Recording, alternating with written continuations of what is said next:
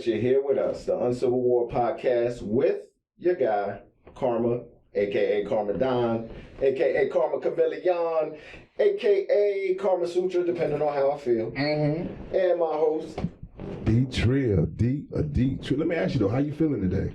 I feel wonderful. I am a fan. It's D-Trill. D-Trill.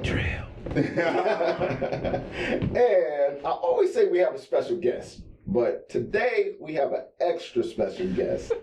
Very good friend of mine. This woman is a trailblazer. She is a performer, an artist, daughter of an icon, Isaac Hayes. I would like to introduce Heather Hayes. Hello. Yeah, Heather. How you guys doing? How are you? I'm good. What about you? Your phone, man. I had to pull up this outline because I'll pull it up. Yeah, We're talking. All right. How are you? I'm good. Good. Very, very glad to have you on the show. I know I've been asking you for a little while. I know you're a very busy woman. Well, thank you for having me. Appreciate it. I appreciate you We coming. are most certainly glad that you came to bless us with your presence. I slid on through. Yeah. That's what's up. Glad to see you. Yes. So, for those who don't know, like I said in the intro, this is the daughter of the icon, Isaac Hayes. Heather Hayes is making your own name, you're soon to be an icon. Trying to. No trying. We don't try, we do. I've seen you perform and blown away, and it's not a bias. God. Yes, I saw it. Yeah, I saw it. Yeah. I need to see you more often, but yes. I'm blown away by the performance, your voice. Amazing. Thank you. Amazing. So how long have you been doing this? Pretty much all my life. I would say I was just around music a lot as a kid, so I don't think that I knew that. I probably assumed everybody's house was like mine, which I did. And so I just had the type of parents that once they realized I was really into it, then they would allow me to do certain things, that would, allow me to express that part of myself. But they were very much parents that they wanted us to try everything. So whether it was ballet, whether it was ice skating, whether it was violin, whether it was piano, I did everything. And it's just performing is what I gravitated to at the end of the day. I was really good at violin. Really? First chair, all state orchestra. So I was good at that. But I really kind of, once I heard Whitney Houston, that was it for me. I was like, I want to sing. So that's really the moment. Yeah, that was the moment. Oh my gosh. Do you know what particular song? Like me, I used to rap, and I know what song made me want to rap. So what was the song that did it for you? I found out what I've been missing, always on the run. You Give Good Love. Okay. Nice. I love it. That was it. Really? Yes, I was obsessed. My entire wall had nothing but Whitney Houston. And my dad was her aunt is Dionne Warwick. Right. And so my dad was longtime friends with Dionne Warwick, did tours with her, did an album, a live album with Dionne Warwick. I went on the tour. That was the first time I got to be in the pit with the singers on that tour with Dionne Warwick singers. Wow. I thought I was doing it. I was 5, I had arrived. And he knew Whitney. You know what I mean? And so I remember I was so heartbroken. She came to Atlanta, and they put her in small clubs at first, just to have her perform around the country. So it was just really small clubs. So my dad was going to see her, and I'm like, I want to go. And I was little. He was like, you can't go. And I was so heartbroken. Why can't I go? Because you're too small. I was little. Can't hang with the grown folks. But that was it. That was the album, and that was the beginning. I mean, I loved things like musicals and things like that because people would send my dad so much music, just boxes and boxes of records. And some of it would be R&B, it would be pop, it would be musicals. And I would create these shows and make my mom and dad watch the shows. So it would be costumes, and I would be dancing and singing and putting on these shows. Full uniform. Full. It's a full show now by myself. Wow. And I would make them watch. And so, I came across Annie. Right. I love that musical, but I always used to be like, there's no black people. And I was like, I'm gonna be the first black Annie. Like I was That's a dope idea too, by the yeah, way. that's what I was Still a thinking. dope idea. You know what I mean? That's what I was thinking. So Right. but it was just always music, falling asleep in the studio. You know, when when you become an adult, you can remember specific like feelings or smell or something. Yeah. And what I remember is I used to fall asleep, and you're a kid, you sweat, and my skin used to stick on the couch, and I could, how your skin would peel up, and he would. And it probably had the plastic on the couch like everybody did back in the day. He would pick me up off the couch, and my skin would be stuck on the couch, and I'm like, so I remember those things. So I was always around music. Yeah. Always, so. Nice. What? So those studio experiences. So you were in there with your dad a lot. Yeah, I mean, I would fall asleep though. Like I don't. Right. I think it's a weird. People always ask, it's your father, so you kind of know he does music, and you're like, but it's still your dad. Like, you're not really impressed with him in the studio. That's the thing. Yeah, it's like I don't have to be home. I can hang out with my dad. Yeah. That was that. Right. So it's safe to say you were a daddy's girl. Yes. Okay. Yeah, for sure. Cool. Very good. So you do music now. Mm-hmm. You have the Heather Hayes experience, right? Can you let us know about that? Yeah, so my career for a long time, I've sung background for a lot of people on albums. I've danced on tours. And so I was kind of like trying to figure out, do I want to do entertainment anymore? Do I want to be on the road? Right. And one of my friends was like, well, there's this circuit called corporate entertainment. And I was like, well, what is it? And so they kind of explained it to me. And when I found out how much money they make, I was like, what? Right. So I kind of started to dabble in it in other people's bands. Mm-hmm. And I kind of just felt like if you're going to be on a stage with lights and live instruments and singing, why are you not making it 100% a show? Mm-hmm. Like, I don't want to be the background. Right. You know what I mean? Like, so it was cool, and I learned a lot from, for a couple years being in other people's bands, but that was why I started the Heather Hayes experience, because I had a vision of how I felt like it could be and should be, and I got a lot of flack for it in the beginning, because I think the industry was very kind of conservative. So meaning the dress was conservative for those types of events, but I think that they just misread people. Yeah, because it's like it never made sense to me, because I'm like, Jay-Z and Beyonce selling out, and it ain't people that just look like us. Right. So something's y'all are missing the boat. And so then I started noticing people would come up and ask, can you do Jay-Z? Can you do Big Pun? Can you do, Yeezy? Like, and I'm thinking, and I was like, well, wait a minute. They really want to hear this stuff, and nobody was doing it. Mm-hmm. So I remember when I put my band together, I remember my dress. You have to have a picture. Right. And so I'm just used to like professionalism, top tier, 100%. That's just how I was trained. Right. So I got one of the best photographers in the city. I'll never forget her name was Regina Nelson. And I was like, so I want to make a statement with this picture. I don't care if it's just a corporate picture. So we rented like an old school Rolls Royce, and it was in front of, you could see the skyline of Atlanta. Right. And the guys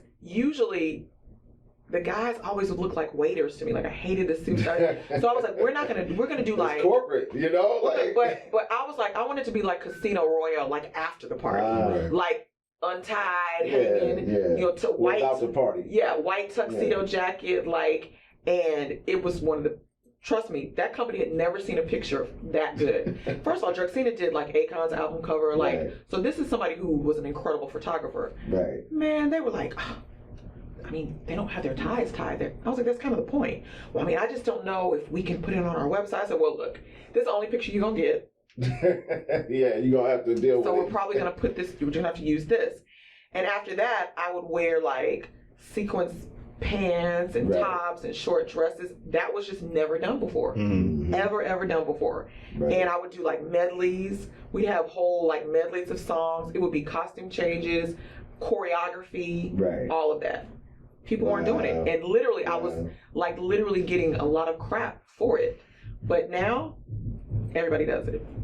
Every last one of those bands do it. Yeah. And I'm like, y'all weren't really doing it like this before. Because I remember. You were kind of like the Indian over the hill. Yeah, because I was like, well, if I can't do it how I want to do it, then there's no point in me doing it. And I remember I had to add like a saxophone player, and a lot of the corporate bands that I was in, if they were doing Jay-Z songs, it'd be somebody like 55 doing a Jay-Z song. And I'm like, I don't believe you. Like, even if you're covering it, people. I don't believe you. I don't believe you. You need more people. So I added a rapper. Right. And the guy was like, I've never seen a rapper in a corporate band. I'm like, but we're up here doing all of these hip hop songs. He lives it, he breathes it, and they loved it. I said, I want people to believe it. Yeah, you know what I mean? doubt. And that's just. I think a lot of corporate well, they love a lot of polish. I've actually. But you can be polished and still be cool. What? And they have to be able to trust that, though. See, and the thing is, you know the standard for cool.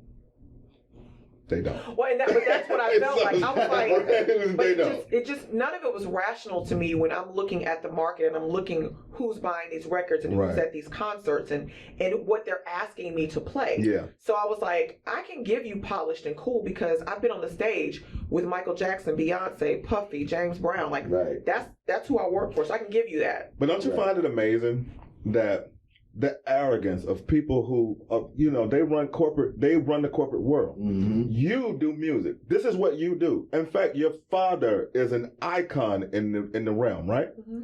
But they want to tell you how to do both. They want to say we're gonna run corporate, and we're gonna tell you. And it's like you actually, you sir, actually don't have any idea about this part about this. You should just let me do this part, right? Because I'm the professional. Don't you find that amazing? But I always felt like that because bands are booked through agencies, and agencies is literally just a corporate office. That's what it was. Maybe some of them played the drums, but it does get a point where you can see they're kind of out of touch of what's going on, and so it's okay to push the envelope. Because I'm a true believer in, if I'm not your cup of tea, then don't book me. Let's drive it. I'm cool. You don't have to book book me. Conversation. Yeah, like it's just like you don't have to book me. And so, and I understand. I was like, it's always a way. It's a fine line, and you can almost touch that line, but you don't have to go over the line. Yeah. And what I discovered is that it worked for me. Mm-hmm. And so I was like, I'm not wearing a black biker dress to my ankles. That's just simply not happening. Like, it's hideous. Like, I'm not doing it. And so ultimately, I just kind of started doing me, and it was. Like when you shoot videos, they would want to oversee the video. And so I kind of, I played the game, the first video, but the second video, when I started adding like 3 female singers and a male singer and horns, I was like, no, I'm going to do it my way. Yeah. And I remember we were in the office and then we were going over, the staging and stuff like that. And my manager at the time was like, I have never seen them this quiet. And it's because I came in prepared. Right. So I want lights to the stage left. I want the step stage center. I'm going to come down the steps. I think it'd be great if the camera was staged left and then it panned to the right. He was looking at me like, I said, I'm not new to this. I know what I'm doing. He was directed and everything. Didn't know, but because I feel like if you don't come in with a plan, and that's with anything that you do. Yeah. If you don't come in with a plan, they're going to be able to manipulate and make you into something that you never wanted to be in the first place. So you have to be very clear about your vision for yourself. All it really comes down to is like whether or not am I losing control of all of it. You know what I mean? Like it's like if you feel like if they feel like they're losing control of it, then they want to insert. Yeah. They'll actually insert where they actually don't even know what they're talking. Yeah. They don't have to know what they're talking about. For sure. All they know is that we don't have control of it anymore. Yeah, for sure. And that's I've actually experienced that. Yeah. I've actually experienced that. I was gonna say, you as a performer, like, come on. Yeah. But this is what I want to ask you. Mm-hmm. I have simple questions. Yes. I always do trite questions. Like, oh, that was what? You thought you didn't take all week to think of that, did you? Okay. What is a normal day for Heather Hayes like? Okay, so I wake up, bam, go. Pick up my phone. Gym. Yeah, I look at my emails. I make some egg whites. I usually have a Celsius drink. Then I haven't been to the gym because of COVID, but I go to my treadmill downstairs. So I'll get on the treadmill. Watching, by this point it's 11, so I watch The View on the treadmill. Then I get off the treadmill. Then it could be like phone calls, because you're independent contractor, so you gotta make sure you work. So I check my website. Right. I just recently have gotten into real estate, so I might go to the real estate office, or I might be online looking at the MLS. things like that. Then after that, it's usually phone and internet all day. Whether it be I'm editing a video, whether it be I'm emailing a client or an event planner, or I'm talking to my manager like, where are my dates? Like, what's going on? I'm scheduling a rehearsal. Right. So I'm back and forth with 10 people. Like, can you rehearse on this day? Got to make sure I get all their schedules together. Oh, we're good for Tuesday. And can you do daytime, nighttime? So it's a lot of logistics in it when you're dealing with different people, and then all the different things I do, like Soul Sisters. If it's a Tuesday, our producer basically break, what do you guys want to talk about, hot topics, and we're on our phone like, did you see this happen today? Did you see this happen today? Right. We should talk about this. We should talk about that. And so it's usually just, planning and strategizing and preparing for, what's next. Because you have to have a plan, and it's always something to do. I could always be doing something. That's how I feel. So it's just a bunch of busy work a lot of times. Cool. But it might be going to an event. Yeah. So it just depends. Yeah. You had another question? Yeah, I did. So everybody has like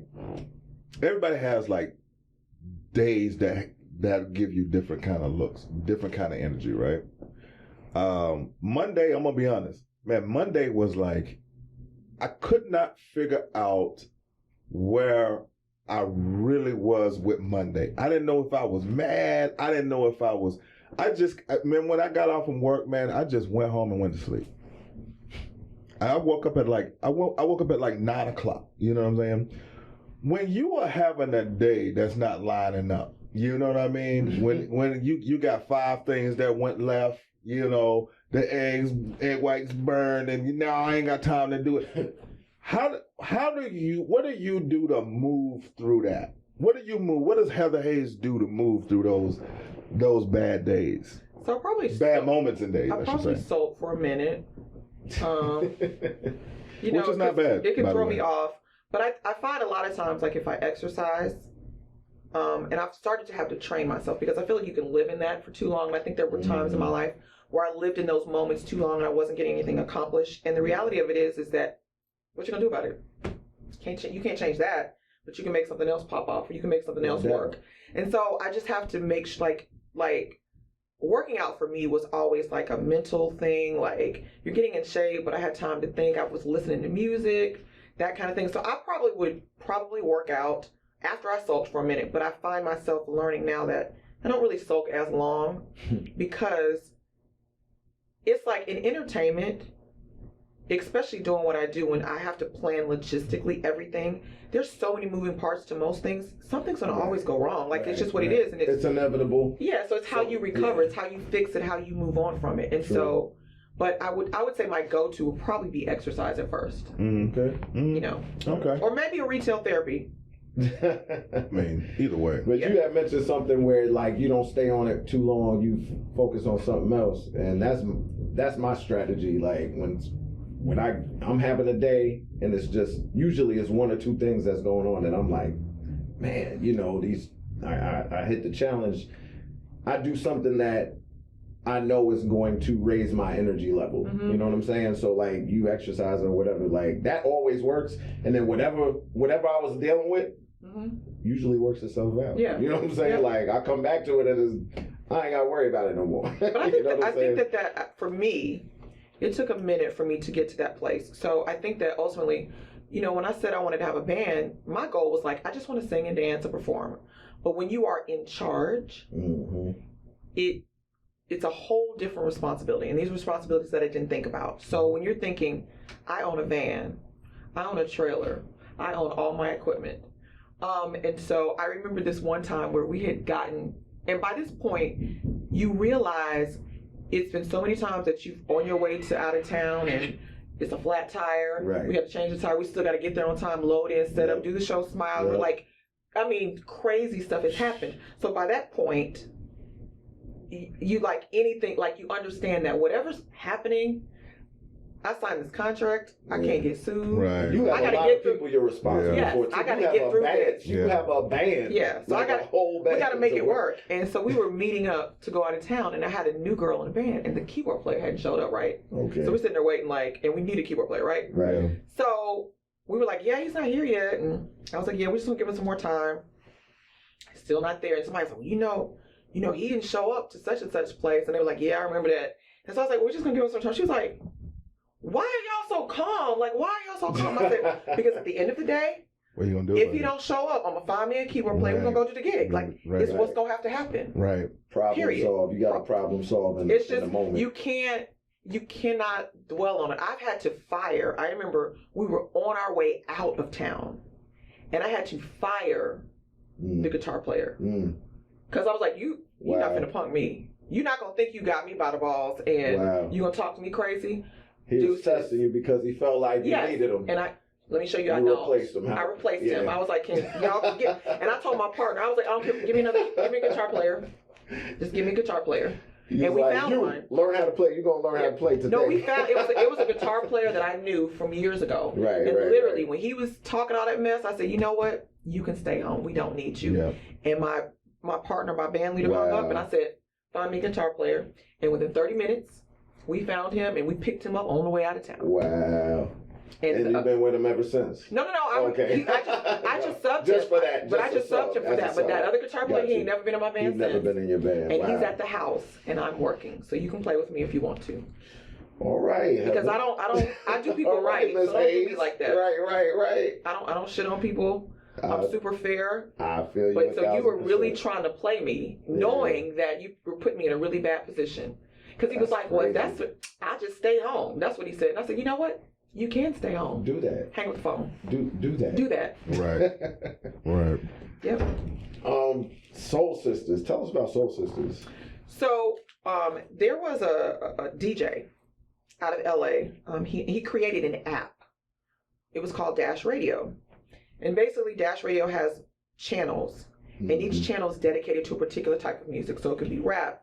It could be old school. It could be pop. It could be techno, whatever it is. Right. So they came to my brother. My brother's Isaac Hayes III. So he kind of oversees Isaac Hayes Enterprises. We have a company called Isaac Hayes Enterprises, and it's everything Isaac Hayes. We have Isaac Hayes, pair of clothing. We have all this kind of merchandise and stuff like that. Yeah. So it really kind of runs everything. So they came to him and they were like, we thought it would be cool if we could brand the Soul Station with your father. So that's what they did. And it's just continuous music of just soul music. And it's called Pure Soul Powered by Isaac Hayes. So once they got the stations kind of up and running, like Snoop has like a funk station. Right. T-Vaz, I think, has a station. That's so on Dash. People. Yes, it's on Dash Radio. So once the stations kind of got up, they were like, we need to start programming things. Right. So my brother came to me. He was like, I think it'd be really cool if we just had soul legends, a woman's point of view come together. And he was like, and it's organic. Like, people are always amazed that we are actually all friends. Right. I don't know how we found each other. Like, sometimes we grew up with each other. So, dog, explain. It's just weird. Like, people always find it so weird that we know each other. And so he was like, well, what about Yama? And I was like, well, Yama's cool because, of course, I danced with her dad. So I've known her for years. And I was like, well, what about Keisha? Who you're speaking about. Okay, so Yama Brown is my co-host. Her father is James Brown. So I toured with James Brown for about 6 years. And Keisha Jackson, which is funny, I didn't know Keisha super well. Right. Her mother is Millie Jackson. But my dad did an album with her and a tour with her. And I knew her mom. Her mom used to call the house and be like, where's your daddy? Get him. So I remember that. So we had become friends at that point. Right. So I was like, what about Keisha? So we had a meeting with my brother. Right. And we were like, how old school songs, the message in the song was always about what was going on. So we were like, we can have topics and the songs can correlate with what the topic is of the show. Right. And that's really essentially how it got started. And we used to go to studios and do the shows. So we would go to like Patchworks and we would tape the shows because you could turn your shows in. Right. And then finally we got a space, Isaac Hayes Enterprises, but inside my brother built a Dash Radio South. Nice. Because something else that Dash Radio didn't have like the Southern hip hop. Right. So it didn't have, like the Outkast and Migos. It didn't have this. So I was like, we need to gear it towards Southern hip hop too, because it was very LA. Right. So that's essentially how we did it. We do a live show on Tuesday. Okay. And then Thursday and Saturdays. So if you want to check out that show, that's live on Tuesday. Live on Tuesdays at 7 o'clock on Dash Radio. Yeah. We're on like Roku. We're in cars. Nice. In a lot of the GMC cars. Nice. And so Keisha did it for 2 years, and then she left to start something called Daughters of Legacy. which is something else I'm part of. Yes.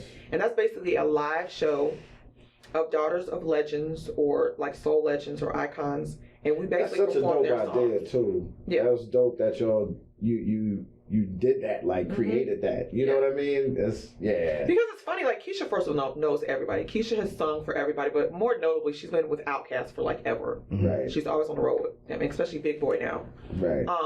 But you know, like she introduced me to Aisha Wright, which is Betty Wright's daughter. But Betty Wright was Keisha's godmother, so they kind of grew up together. Somebody introduced me to Robin, which is Ray Charles's daughter. So I years before like had done a show with Robin, and so I knew her. So I was like, Keisha, what about Robin? She's a singer. Yeah. And so like she got a dope voice too. Yeah. Her voice is nice. And we also have like this past time we did like almost like a unplugged Daughters of Legacy at this place called Vinkman's. And and Nesby's daughter, Jamesia Bennett from Sounds of Blackness. Right. She was added to the show. We also Issa hasn't done a show with us, but Issa Pointer, which I don't know who knew Issa, but we know her now. She's been here a couple times. It's her mother is Ruth Pointer and her father is Dennis Edwards from The Temptations. Nice. And legitimately, genuinely, all of us were already singing and performing in whatever capacity. Already doing it. Already. Like I know Aisha was out on the road with like Shaka Khan and Gloria Estefan and you know what I mean. So Issa was actually a Pointer sister. She took her aunt's place when she was like 20. Because her aunt didn't want to do it anymore, so she was literally out with her mother and her aunt as a Pointer sister. So it's very organic, and I think that that's what people find interesting is that, no, for real, like, these are real relationships. We actually sing. We have been in the business since we were kids. We really do this. You know what I mean? We really do this. So it's fun. Dope. And you definitely have, like, you know, you got a lot of business savvy. You know what I'm saying? Like, we always talk about different things that you're doing, like,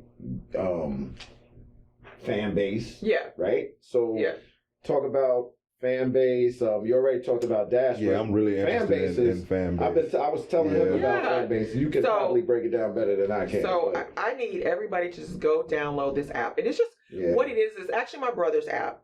But I promote it all the time because it's just funny to see something start from its infancy. And so we would be at the office at Dash and he would be like, see, we can do this. Me and Keisha laugh, and y'all would be like, boy, go away. Like, 'cause he's still my little brother. So I'm like, whatever. And I was like, yeah, I mean, it's cool. And I just remember him getting his logo and him just, this is going to be this and this is going to be that. And to see it now you saw it from infancy. Like, I remember it. And that's a big deal, too. It's a big deal now. So basically, it is an app that you can join. You can it's subscription based or you can just join. But it allows everyone to monetize their content. Yeah, and they pay out once a month. You get paid out. So when you look at the numbers, and it's just a comparison thing, because I think that people really had no idea how Instagram and TikTok and these things work. They're not a subscription based. They're an ad based. Right. So prior to this, we would see so many times where people would be like, well, people aren't seeing my content, and I posted a flyer, people aren't seeing it.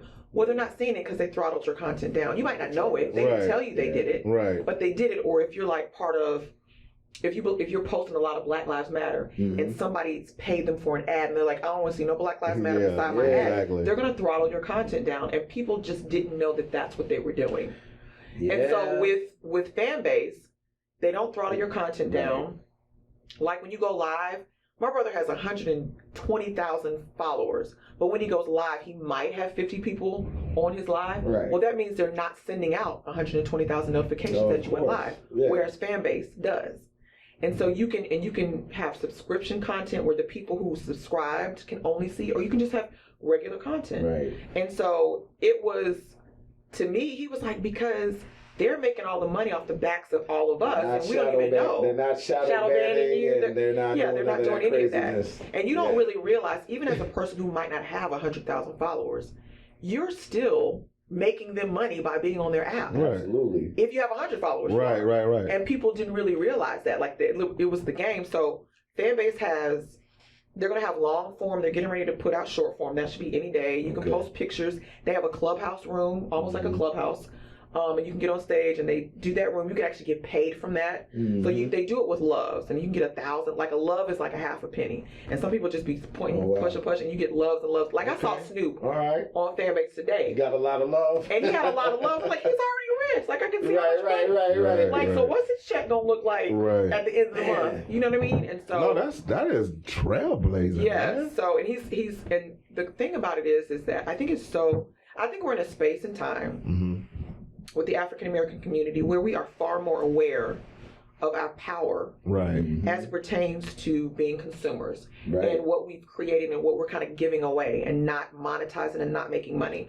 And so one of the important things that people should know about Fanbase is that when you're looking at like Uber and Patreon and all these tech companies, there was a time in order to invest in these types of companies, you had to be an accredited investor. And that was the accredited investor rule. It's been in the law books since like the 30s, I think. And that meant basically you had to have like $1 million sitting in your bank account to invest in these companies. Wow. Okay. So when you think about, let's just say, and this is true, when Uber started, one of the investors invested $5,000, right? 9 years later, know what you're about to say. that investment is worth millions. Millions. 9 years later. 9 years later. Millions of dollars. But the regular person, you can't invest in that because you don't have $1 million sitting in your account. Right. And so for my brother, Isaac was like, well, it doesn't make, they put the rules saying that they did it because we don't want people to use their life savings and spend all their money. But they don't give a. my brother was like, that don't make sense. They let you they don't gamble. care about right, They let you go to the There's so lottery. many other things you can do that's exactly. reckless. Yeah. So Obama administration got rid of the accredited investor rule. And so when Isaac started Fanbase, he decided to go the crowdfunding route. Right.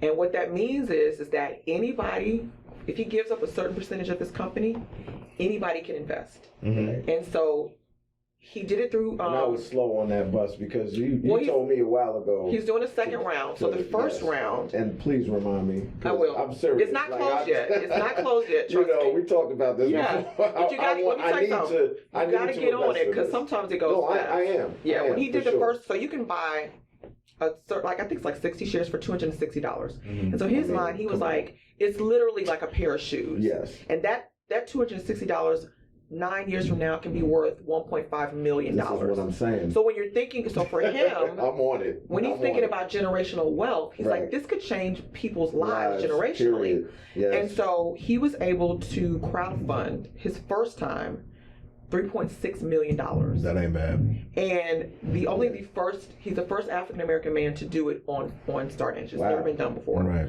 And so now he's in his second round. That's history. And the company it's grown so much in a matter, because it's a year old now, a little over a year old now. It's evaluated at $50 million now. It's everywhere. Yeah. Like, it's everywhere. Like, once you, it's I see it everywhere. Because I saw Snoop and he was giving away 5 PS5s. I was like, hold up. Right. Snoop. He's like, you can only get it if you get on Fanbase and you subscribe to my page or whatever. Yeah. Yeah. So he's doing another 2.6. He was just on the Breakfast Club again. Nice. I think it's been maybe 2-3 weeks and he's already at 1.6 million. So he's halfway there, over halfway there. Wow. I love that. So yeah, I just think because I think for him, invest more, man. Yeah. And be on that, on that wave just more. And that's what's important when you really think about it, because he was like, when you think about it, he could have really gone to like some rich friends and invest in this, invest in that. He was like, but this is generational wealth. Right. He was like, the game has always been rigged. Right. And so when Obama got rid of it, which I think is genius, I'm like, y'all better pay attention, because now you can invest in these things. Yeah. And like, I'm sure when that dude gave that $5,000, he never knew. He never even thought that it would be worth that kind of money. Imagine. 9 years. Right. And so can you imagine the kid that's in college that says, I'm gonna buy a little stock for $250, and by the time you're 30 years old, it's worth $1.5 million. You can do a lot with your life and your family's life. I'm in the next round of if you want to get me in sooner, you can. Talk to Trill too. He's probably going to. You got to. Yeah. So it's Start Engine /Fanbase. Y'all just look it up. You can go invest now. Yes, absolutely. So, your performances. Yes. I love your performances. High energy. Everybody was into it. So I know you perform in different places. Mhm. All right. So what name some of your favorite, performances, your favorite spots to perform, name a highlight of your performing career. One of the favorite spots I performed and my band performed is the Tabernacle. Like, so as a performer, you're always looking for like great sound, or the stage was great. Tabernacle was good. I really liked that stage. With James Brown, I have performed in places that, whether it be Carnegie Hall, I mean, these are places that when I would walk in these places, I'd be like, oh my God. Like, I couldn't believe that I was in these spaces. Like, these were Legend Apollo. I've done the Apollo a couple times back in the day, and that was just really, really historical. So I loved the Apollo just for the sheer historical value of it. Right. I loved doing that. I mean, I've performed a lot. Like, I've been in stadiums and it's TV different shows. too, like from just being with your dad watching, and now you're the performer at these spots. Yes. You know what I mean? James Brown, I've performed in Iceland, Finland, Italy, France, Germany, Africa. Right. I've been to every continent, and so those experiences were incredible. And what I do know about, especially European crowds, they have a greater appreciation for music in general. And I think it's because we have so much music, accessible to us, and especially back then they just didn't. And these people would lose their minds for any type of entertainment, and they love soul music. They love, love, love soul music. And so I did Woodstock, which they called Woodstock 2. Okay. In New York. Okay. And so it was how long ago was that? This was a long time ago. Like, this was. Okay. DMX was on the show. Because he barked at me he barked at me in the restaurant, and I was like, okay. See, they were like, Heather, he's kind of getting your attention. He's barking at me, y'all. Like, I'm not turning around. Like, really? DMX barked at you. But that was like thousands and thousands and thousands of people on that show. I had never seen that many people in one space in my life, and that was in upstate New York. They kind of just put a stage up there, and it was thousands. It was in Woodstock, New York, right? Upstate Woodstock. Yeah, got it. So it was. I mean, it's just been a lot of stages. So I'm just grateful. Nice. I had an interesting week, and it's because of the producer of this show. He put me on and forgive me for this being a complete shift, but he put me on a mission to find out some information for an article I'm writing for him, right? So I was having some of the most interesting conversations, and I wanted to bring them here in this arena for us to kind of like. So, the article is about what women expect, right? And I found it very, very amazing that over and over and over again, I kept hearing the term consistency. Right? Does that resonate? Consistency. Consistency. But I never heard the term love. Nobody said anything about love. Are you talking about as far as what? As far as expectations. And we're talking about relationships, whether they're being marriage, boyfriend, casual, what obviously casual is not gonna, but I was like, wow, nobody has said anything about love, and I was standing outside with a young man at my job the other day, and we was talking about the music, and I was saying like, hey man, you have to realize that today's music is not on the same vibration. The music from like when your pops was doing music, those guys spoke about love. Those men were vulnerable. Those men cried. Those men, they felt.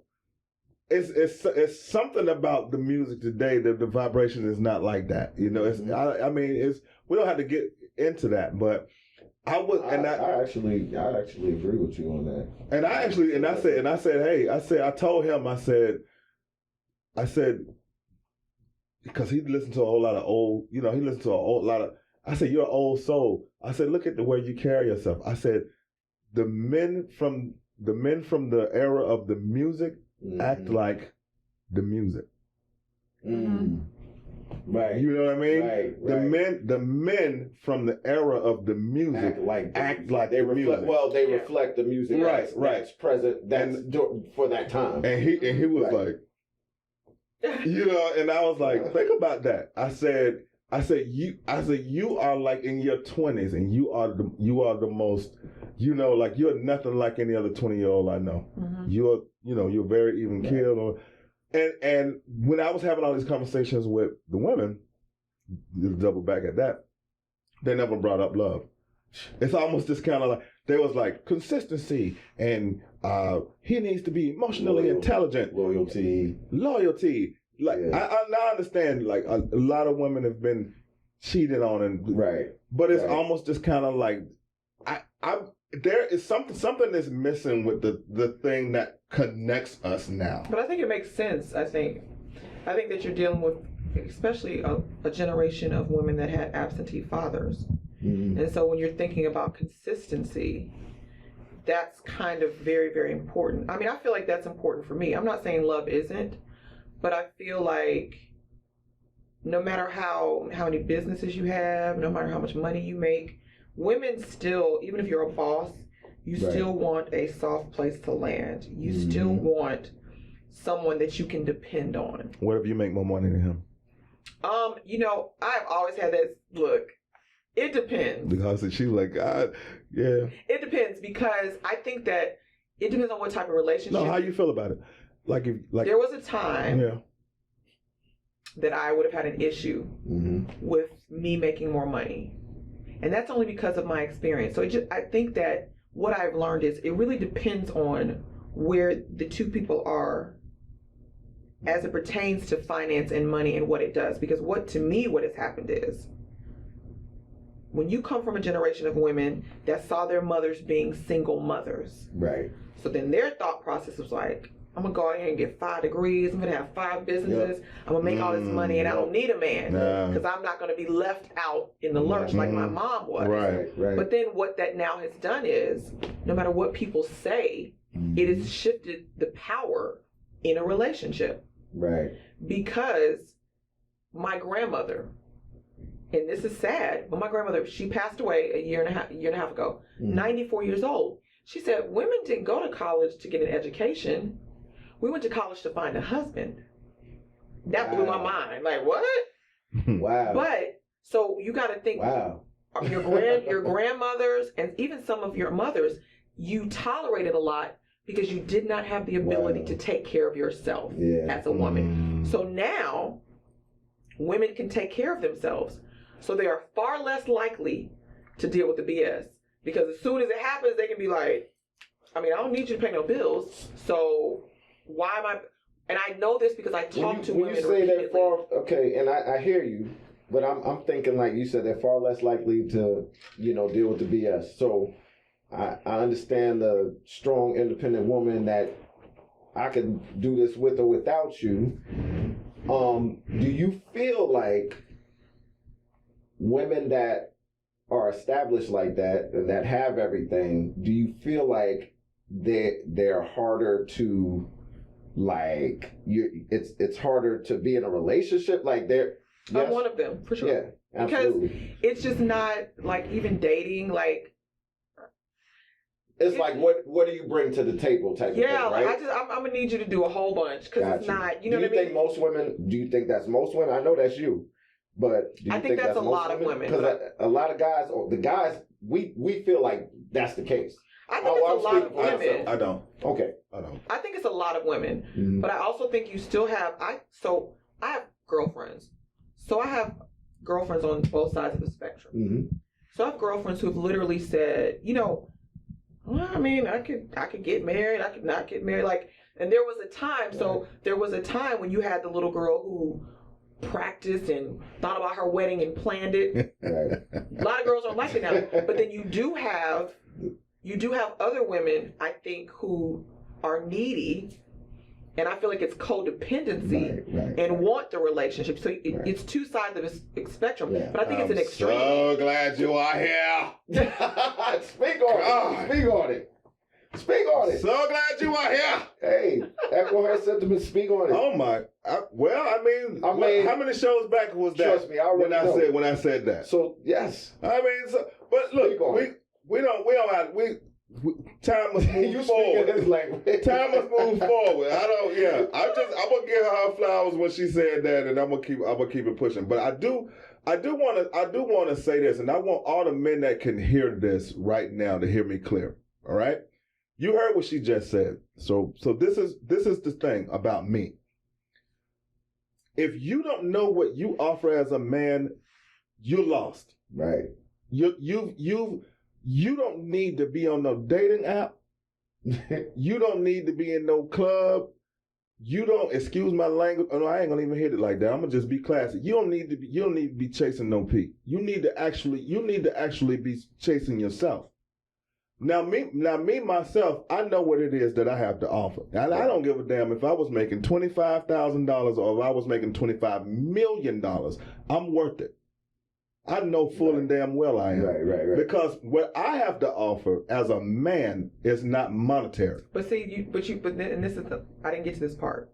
And that is the difference between you and a lot of men. Oh, I know. Because that's why I said right. You're the dude that can make $25,000, but you walking around and you have the confidence and you believe in yourself and you know who you are, like you made $25 million. So you're not intimidated by the woman that might make slightly more than you. Now, I do want to say, I do know what a mindset for the whole, she wouldn't talk to me, I don't need to try. I know where that mindset comes from. Right. Yeah. Because we've all been that guy. You know, what I just said is something that you climb into, you grow into. It's trial and error. And I know why. You say what now? I don't know if I've ever been that guy. Not me either. I was just about to say. Well, look, man. I'm here to keep it real. I'm glad y'all ain't never been that guy, but I have. I don't give a damn about none of that. Yeah. My thing is this. I know how I've seen your entire thing. Yeah. I know how you develop into what you are, and it's admirable. Right. But my path was different. Right. And now I'm here saying this today. You know what I'm saying? Yeah. So I'm not saying that. What I'm saying is they have the right to be that way. Her and every woman that thinks that, they have the right to be that way, because nobody's gonna sit around and watch you fail on their clock. Right. You know what I mean? Right. So, but and hold that thought. I'm gonna let you finish. And when you're added to an equation and you are not progressing or helping with the progression. Right. You're actually pulling. You're taking away. But I also in a degree. I think also a lot of men, and we've all been taught to play roles that are antiquated. Mm-hmm. Okay. And so when it's like the man provides and the woman does, so the problem is that when you get into a relationship and those things, whether you were verbally told that, but the messaging that you received, whether it be television, movie, over the years, you've received that whether you realize you were receiving it or not. Right. And so the problem is that if men see themselves through the lens of what they make, right, and then you meet somebody that makes more than them, then it becomes problematic, because it's not really, the reality of it is it's not a reflection of really who you are as a man, but unfortunately feel that way. we have been fed that. Yep. But the reality of it is, and my mom used to always say this, she was like, and I have experienced this, and the reality of it is it had nothing to do with how much the person made. Mm-hmm. And she used to always be like, well, you're not evenly yoked. And so what's real is, my father, my upbringing has allotted me certain experiences.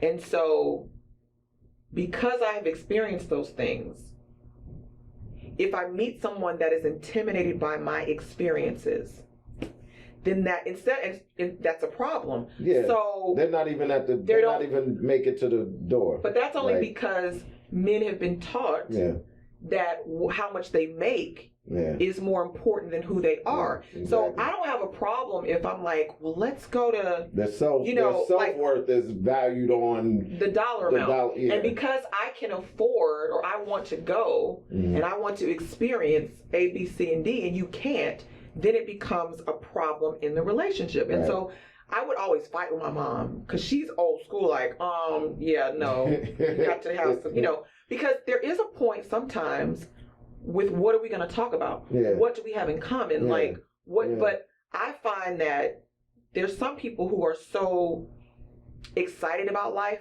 that they're willing to try and have those adventures, and then there's some people who just are not. Like, I couldn't date somebody that's never left Decatur. Right. That wouldn't work. Yeah. But you have that's weird. But you have people like that though. He said that's weird. But you have people like that, and There are so people like that. it can cause friction within a relationship, Right. and that's just the reality of it. And so I just think people have to be okay with who they are Yes. and feel good about that, no Yes. matter where you are on the financial spectrum. Absolutely. I 1000% agree. Yeah, I mean, I said she basically we are lining up. I mean, that's that's all I've been saying, and I don't, I'm not gonna go on a whole thing. I'm glad you're here. Chicks out here, no, they be about that paper. They're like, how much she Look. At the end of the day, this is the reality, right? Chicks there about their paper. These chicks there about their paper. Be about it. Right. Good. Right. You know what I'm saying? But at the end of the day, we are not here to be alone.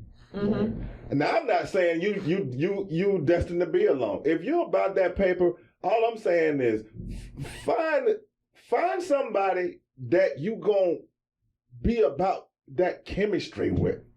Find that chemistry. But to me, and this is the thing though, and I'll say this because my father was kind of that kind of man. And I have friends who date men who are wealthy. And I'm like, you realize that there's power in that. Mm-hmm. And that shifts the power in the relationship. So a lot of men, and I just know this because I've been in this industry a long time. I'm around women who date the ballers and this, that, and the other. Right. That is control.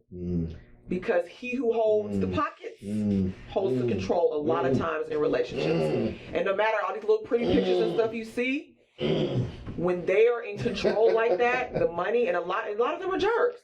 Like, I'm like, y'all have no idea, like, they're jerks. Like, it ain't even worth it. It's not worth the money. But some women will tolerate it to have the money. Yo, man, I need to take her everywhere I go. I mean, she literally just basically saying all of the.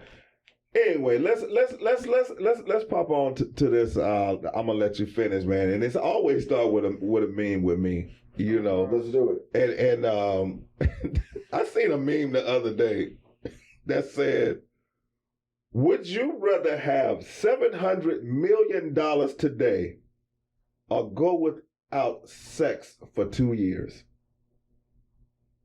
Oh, I'll take 7 million. 700 million. 700 million. So if you take the 700 million, you're gonna go sexless for 2 years. I mean, yeah. I said yeah to that too. Yeah. I would say yeah to that too. I would take 700 absolutely. million. Alex. That's not even a hard. I feel like the people that were in the people that were in the comments that were like, I'll see y'all at work tomorrow. I was like, really? Is that serious? I was like, man, some of y'all are just trolling. That's not a real thing. Yeah. That's not. It could be now. That's an addict though. For 2 years? Yeah, but That's it could an be. addict. Yeah. Come on now. No, but before we move on though, let's recognize one thing about the human mind, the human psyche, and the human body. Mm-hmm. Sex is it's almost just kind of like addictive, like sugar. Okay. You can be triggered. You got moments to move through for the next 2 years. Let's call a spade a spade. You know what I'm saying? Especially men. Men are worse. Right. Well, LA don't agree. Men are worse. LA. I'm sick of these generalizations when it comes to men. They do. Men are more sexually stimulated. That's just science, sir. No, it's not. Tell me how it's not. That's science, sir. No, you tell me. You know he's gonna look it up. He always does. I can't wait. He always does. Look, he'll pull up the fact and put it on. Go ahead. While he's researching, continue. No, so I'm just saying. Pull it up. So I'm just saying, like we have moments. We all gonna have moments to move through for the next 2 years. it's like you looking at $700 million and I'm looking at $700 million and he looking at $700 million and we like, shit, man, I'm just gonna take these $700 million. Mm. But man, it's almost just kind of like one of those things when you get to the other side of the, like, it's like, all right, so the clock has started now, go. You know, like, and it's like. Well, I practice celibacy, so I would have I've been celibate for. I celebrate every now and then, but I don't celebrate. You know, I gotta have something to celebrate. You know what I'm saying? Right. I don't know about that. Look, you know. I was celibate for a year. If I can't deposit it, look. Yeah. I'm sorry. I would rather deposit at $700 million. There you go. I'm cool. You I have know? no qualms about it. I probably would have no issues with it at all. I expect a woman say that. Mm-hmm. But there's some women that might though. Like I think that all women are different though. There's some women who be like, This is true. You know. This is true. I would definitely have to. You don't know any of them. No, yeah, I would definitely have to see those. I mean, I'm pretty sure that some women might have to think about that. I would not, and that's just an honest answer. Yeah, no doubt, no doubt. I definitely would be cashing in that check. Yeah. You know, so I'm gonna let you finish. So mine is live band or digital. You know what? And for me, that's crazy. You said that. For me, if I was on Drink Champs, I'd take a shot. So I'm kind of like bam right here. So it depends on how I feel. You know what I'm saying? Like sometimes I want to hear a live band. You know what I mean? Mm-hmm. And what's crazy is, and I'm gonna let you finish. But what's crazy is, I remember when hip hop artists first started doing that. Because, you know, we deep in the hip hop. Yeah. So when I heard, I'm outside of the roots. Mm-hmm. You understand? Because they've been doing that the beginning of their career. Right. But they're like, yeah, so-and-so's going to perform with a band. In my mind, I was like, I don't want to hear that with a band. Right. But then to experience that was a whole different thing. Jay-Z Unplugged, Lauryn Hill Unplugged. Right. You know, but to experience that period was a whole. So I really enjoyed it, and it's like you almost forget that it is a live band. When I say forget, you know, because you have your mind set on how the record sounds. You know what I'm saying? Yeah. So what is your preference? But I do prefer digital. I do. I prefer digital. No, I mostly prefer digital. But again, depending on the artist, like with hip hop or the genre, even like hip hop and pop, I would want digital. Mm-hmm. Soul, R&B, you know, that type of thing. I'm gonna let you finish. I'm gonna let you finish. Let me hop in here. I'm gonna let you finish, and I'm gonna say this: live music feels better. Yeah, it just feels better because you're in the room with the instruments. You are in the room with the experience. That's one thing. Mm-hmm. Another thing too with live music, man, it's like you almost just kind of like getting like digital is. It happens in this box. It happens on this thing, but live music happens in the room. I get that. But again, it depends on the genre. And it depends on the situation for me too. Right. I was having a conversation this morning where I don't want to hear live music and I don't hear that brunch. Right. You know what I mean? Like Sunday morning brunch. I actually don't want to hear live music then. And that's when everybody does it. Yeah, I know. Right. The Blue Martini and a couple other. I'm like, hey man, I didn't come here for all of that. You know, I just want my bacon and eggs and. But like I said again, if it's soul. And like classic R&B, soul, what Heather does, you know, that type of sound, that type of music, no doubt. Well, I'm gonna let y'all finish. Okay. Because I would say live music, and that's only because until I experienced it, I probably would have said digital. Right. So it's very specific to. It's a difference between using an analog board and a digital board, and it's just. Live music has more warmth. Digital can be kind of cold. And you even get that in instruments, like I said, a digital board. Like for instance, I would rather have my instruments on an analog board and my vocals on a digital board. Ooh, so I would separate it like that. Vocals on a digital board. Yeah, because they're cleaner. And the instruments can give you that warmth. Right. That's just because it's just much It's a cleaner. balance. It's a balance, and you can get effects, and so it's the best of both worlds. Yeah. So That's okay. All right. I love the fact that all three of us had I'm gonna let you finish. What she Okay. jumped in on now is, but I'm about to give. I have one more. And I'm gonna let y'all finish. Hit me with it, girl. Michael Jackson or Prince? Girl, don't do that here. We had that. I'm finna go. You didn't see that episode? No. We're not gonna revisit. Part 2. You got to watch that episode. Don't make me stand up. Heather, I'm gonna send it to you. Prince number one. I said Michael. Prince for the record for me. Prince. Okay. Janet Jackson or Beyonce? Janet. I'm not. I don't even have to think about it. Why I think about it? Oh, y'all waiting on me? Yeah. Not really. Beyonce. What do you say? Let me go Beyonce. last. Of course. I would say Janet and I love Beyonce. I think she's super talented. Janet Jackson and Beyonce. That's nice, man. That's a great one. Yeah. It's like the entire package. So, and it's also like the times in which, because people keep, talking about if they were to have a versus, and it's like this big argument. I'm like, but you can't compare record sales to now to record sales. Yeah, that's then. true. Yeah, That's it's not true. even- Yeah. Cannot. There's Right, no way to compare. right. Even if we did, No way. Beyonce still doesn't have the sales Exactly. that Janet has. Right, and she And was she had selling a physical thing. Yes. You had to go to the store. Yeah. Right. Yeah. Promotion was not as big Yeah. as come on now. So yeah, I agree. I'm just gonna say, and I love Beyonce. Like I work with her, sweetest girl, super talented, hard worker, Right. super real, love her. Right. It's just something about Beyonce that I just really like. And I'm just gonna leave it right there. And that's it. Sometimes it's just that's all it is. But let me say she's a beast now, and when she you, is a when monster, you man. find out, I remember when I worked for her, and I just know better because I know you hear so much stuff about people. Right. So I usually can just I can cipher through the BS. Right.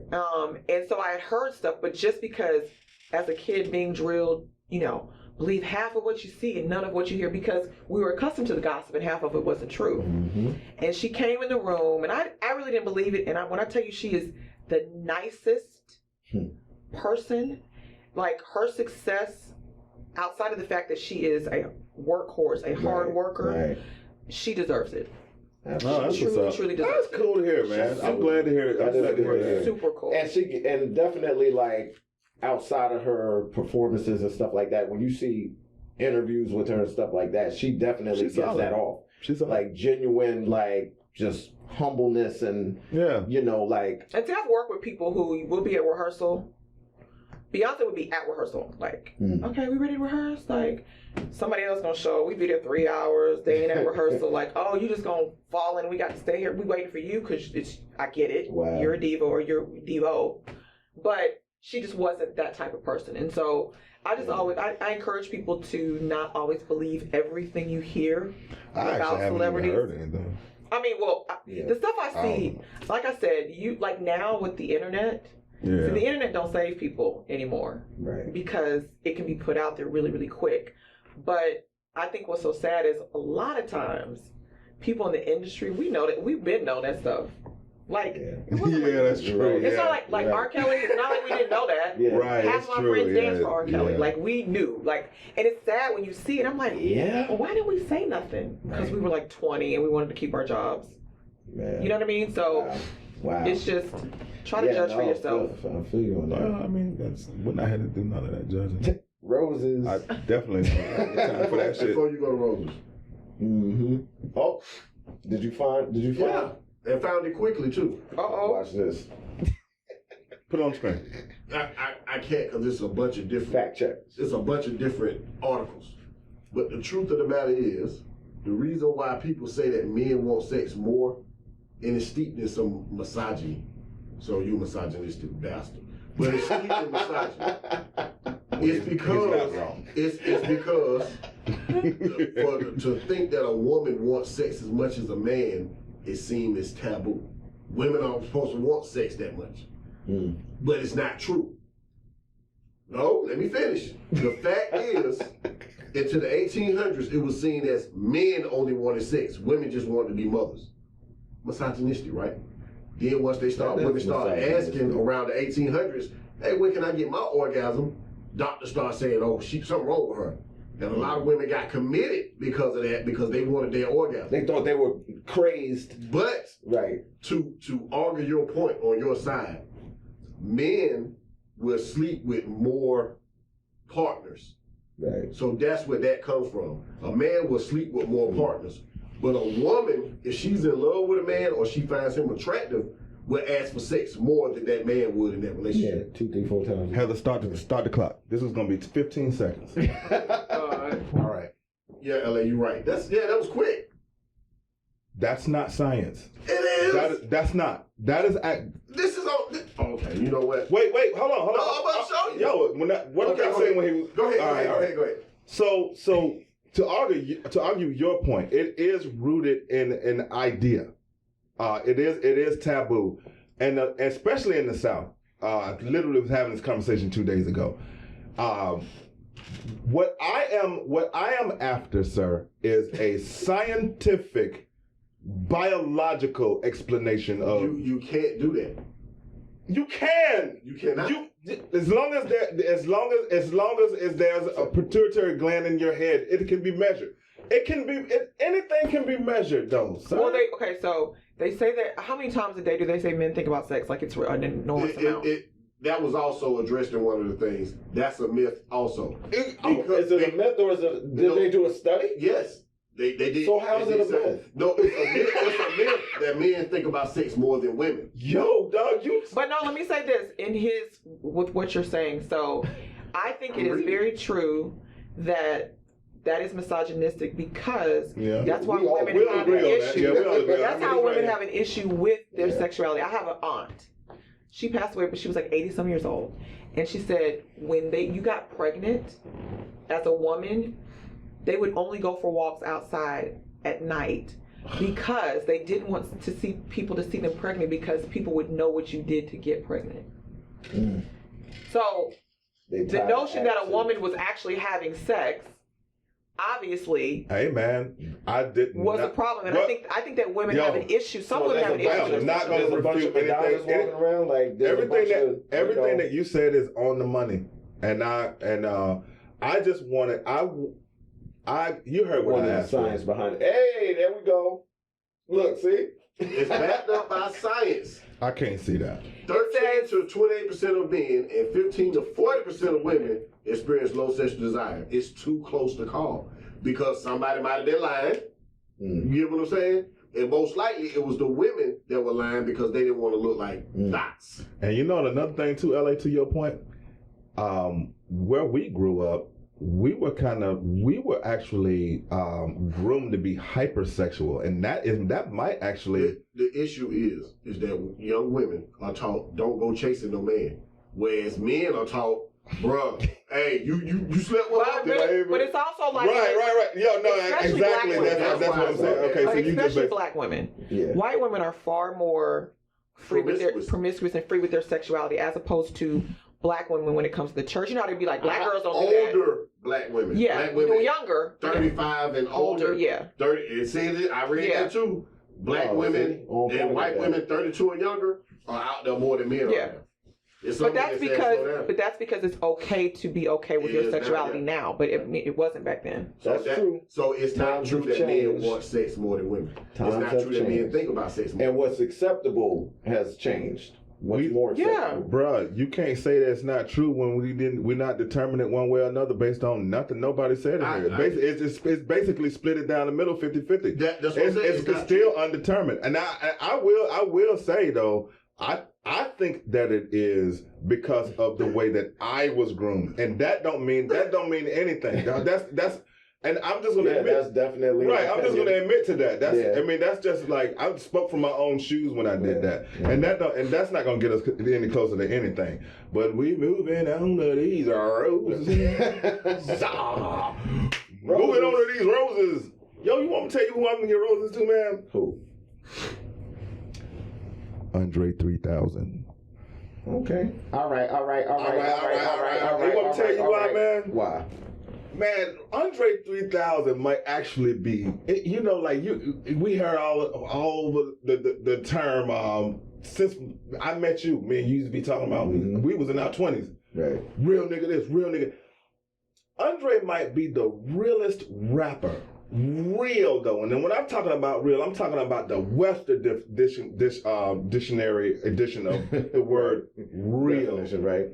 He is like, some of the interviews that I've seen, it seems like everything everybody else does is so blown out of proportion in comparison to this guy. Right. He is the simplest, I've never seen the most brilliant simplicity.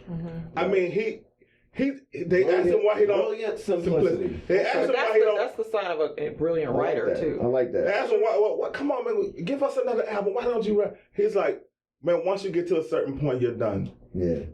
You're not. He's an enigma too, man. Like, remember Wayne. It was Wayne when Wayne was at Purple Ribbon. Was he at Purple Ribbon? I think they were at Purple Ribbon. Oh yeah. Wayne was there. Yeah. He was like, yo. Dre just told us to get in the car with him, and they drove around. He said Dre was supposed to lay a verse, right, and he took the CD at the time. Yeah, took the CD, put it in the car, told him to hop in the car with him. He drove around 285. Yeah, I remember that. Came off the exit, got in the booth, and did his verse. Like, he just kept listening to the track over and over again. In his head, he don't write. He don't write. And that's when he said he discovered Dre don't write. I was like, wow. He said, yeah. He said, yo, I was amazed. He said he didn't say a word. He wasn't rapping it in the car. He just had the track on repeat. He said they came back around. They got off the exit, got back in the studio, and was like, let's go. I was like, wow. That's pretty dope. That's pretty impressive. Yeah. So yeah. You talking about an MC that you never heard a bad verse from? You talking about an MC that never gave you a feeling. And I'm speaking from my own shoes. I mean, this can be argued. I'm not going to argue it. This is the way I feel, and that's just that. But we're talking about an MC that never made you feel wrong. Right. Think about that for a second. You listen to a Andre verse, and by the time you get down to the last word, you're like, yeah. Yes. Every time, you know, and he didn't hit you with the ice and the pistols and the hoes and the he just gave the most simplest rendition of life, you know, and just was like, here, you just get that whenever you feel like it. Like when Aquemini came out, I actually did not give Aquemini its due until 2008. It came out in the 90s. And you know what's so funny? I was at their basically audition for LaFace. When they basically at the actual for their audition. Oh wow. Yeah, they were trying to get signed to the label, and people wanted to sign them, but back then you used to do like what do they call them when you would do shows? They were like open mic. Like showcase. Like showcase. It was a showcase. Yeah, yes. Showcase. It was at Crossover. Yeah. I never forget that. Because my friend used to manage them, so I knew them when he was working at the beauty spot place. Nice. I've been to that beauty spot place. Like I've been to the dungeon. Like I know Pat and all of them. He is so quiet. Yeah, but all of them were like, if you've ever been to, they do tours at the dungeon now. Okay. And it's so funny when I remember the dungeon, like it's literally dirt. Like dirt. It's not. That's not a lie. Some of the best. Stuff came out of it. Yeah, and so I know Pat because Pat's dad was in Brick. Right. And so I know like all of those guys, and to see them Outkast succeed, and I remember that showcase. Nice. It was a crossover. That's awesome. I love the fact that you was able to get the origin of that. It's dope. That's you know what it is? It is really good to see people succeed like that you know are good people and they stay the same. Right. Yeah. That's what because you knew them from start to finish. And it's like that's dope because they ain't changed. Very dope. You know what I mean? That's the good thing. So I'm giving roses to, and I believe one of us. I did not give her these roses, but I'm giving her roses is Regina King, especially after something that she just That you know, she deserves a double up on the she roses. deserves to double up. I'm giving her another dozen. Yeah, another dozen of roses. Yeah. And the strength that she's, exhibiting through. I mean, I can't imagine. You know what I'm saying? Like my son or daughter doing something, that happening to them. Yeah. So, the poise that she's, exhibiting during these times is extremely admirable, and just it says a lot about her. You know what I'm saying? And I mean, we talked about this already. Her career, to see where it started and where it is now, is incredible. But you know what I'm saying? Yeah. And it's just going to get even better. Yeah, I'm sure she will use this as fuel to do bigger and better things, and so that's my roses. So I'm gonna go left, and it's just because I heard something when I was leaving the house, and I'm like into politics a little bit, and I feel like it does us a disservice as African American people if we are not. I'm gonna give my roses to Stacey Abrams. Okay, nice. I just think it's because absolutely she helped create a momentum in this particular state that really showed African American women in particular what they could do, what they could become, and what they could help change. And I say this to say because before I walked out, if anybody hasn't been paying attention, Biden has said that he's picked about 4 women, but it's going to be African American for the judge seat, Supreme Court. The Republicans have now come out and said that they are going to go against it because African American women only make up 6% of the population. I thought that was so. That's the reason. That's the reason they're giving, that they're going to try to block this nomination. And my thing is that so y'all can make decisions for everybody. Wow. But black women can't participate in making decisions for everybody. And so this next election with Stacey Abrams, and I was about it. I was about that life when she first ran. Right. But people better pay attention, because this is not solely just about her. We are entering into a space where it's going to get deep as it pertains to race and size. It really is. Because over the past, I would say 4 or 5 years, a lot of black people have woken up. And for this state to turn blue, right. they're not gonna let it go without a fight. Right. And so I just pray that she is safe, and she is diligent, and she stays strong. That she's safe. Absolutely. You thinking like I'm thinking too. Like I'm like, wow. Because I think that when you speak out and you say certain things, you become a target. But you kind of have to look at it like our voting system has been the same forever. As soon as they lost this state, all of a sudden we need to change all the rules. Right. Like, who y'all fooling? It worked fine for the past 20, 30 years. But now that the state is blue, we got to change the rules. And so I think that has also to do with a demagogue being like, I lost, so this shit is broken too. Yeah. And that had a lot to do with your man's come through being like, there's no way I lost Georgia.